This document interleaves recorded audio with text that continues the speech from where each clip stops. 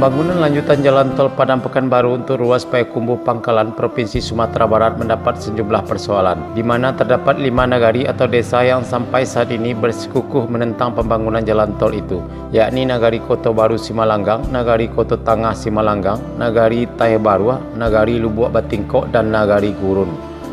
Juru bicara masyarakat Ezi Fitriana mengatakan adanya 5 desa yang menentang pembangunan jalan tol Payakumbuh Pangkalan itu karena rencana trase jalan yang ada melintasi dan membelah kawasan pertanian yang masih produktif, melintasi pemukiman padat penduduk, serta juga melintasi adanya situs-situs adat.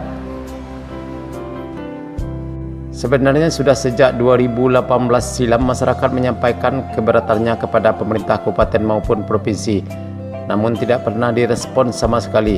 Pada intinya kami tidak menolak tapi menginginkan dialihkan trasenya, ujar Ezi kepada awak media di Padang Selasa 17 Januari 2023 lalu. Dia menjelaskan ada satu contoh kawasan pertanian yang dibelah oleh pembangunan jalan tol.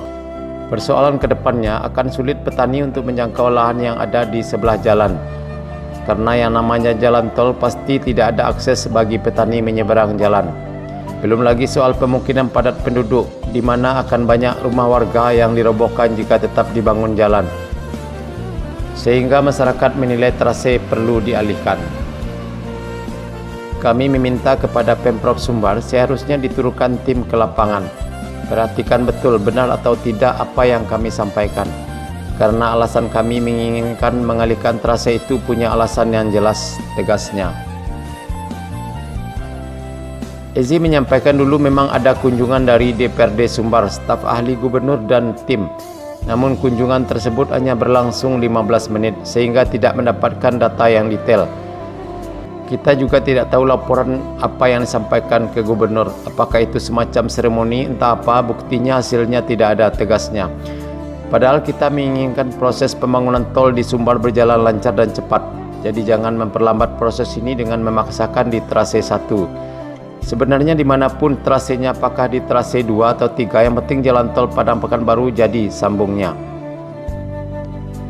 Ezi juga menyayangkan adanya pernyataan Pemprov Sumbar bahwa dari 5 nagari atau desa itu, ada 3 desa yang diklaim telah berubah pikiran dan akhirnya menyetujui trase tersebut. Padahal tak satu pun dari 5 desa itu yang berubah pikiran dan bahkan konsisten hingga saat ini menginginkan trase dirubah. Sementara itu, Indra Mulyadi, Wali Nagari Tahebarua, mengatakan sampai saat ini penolakan trase tol di 5 nagari itu sudah berlangsung sejak 2018 setelah dilakukan konsultasi publik oleh pihak penyelenggara di masing-masing nagari. Respon masyarakat di 5 nagari kemudian dituangkan dalam berita acara musyawarah nagari yang isinya menolak trase tol karena akan melalui pemukiman padat penduduk, situs-situs adat, dan lahan produktif. Dari data kami miliki terdapat 539 titik rumah dan bangunan yang akan hilang dengan perkiraan hampir 2.000 jiwa yang akan terdampak langsung, ujarnya.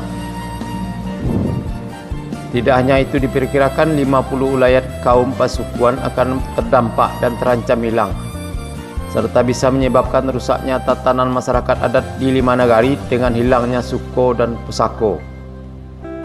Sebelumnya, tim konsultan Japan International Cooperation Agency JICA, Alek Mahdi, mengatakan sehubungan adanya permasalahan pembebasan lahan untuk jalan tol di Sumbar, dia menyarankan ada baiknya Pemprov Sumbar melakukan sejumlah tahapan sehingga realisasinya berjalan dengan baik. Jadi untuk persoalan lahan, JICA menyarankan harusnya dimulai dulu dari tahap perencanaan, tahap persiapan, dan tahap pelaksanaan, biar bisa diketahui apa saja kendala di lapangan, katanya belum lama ini pada rapat jalan tol di Padang.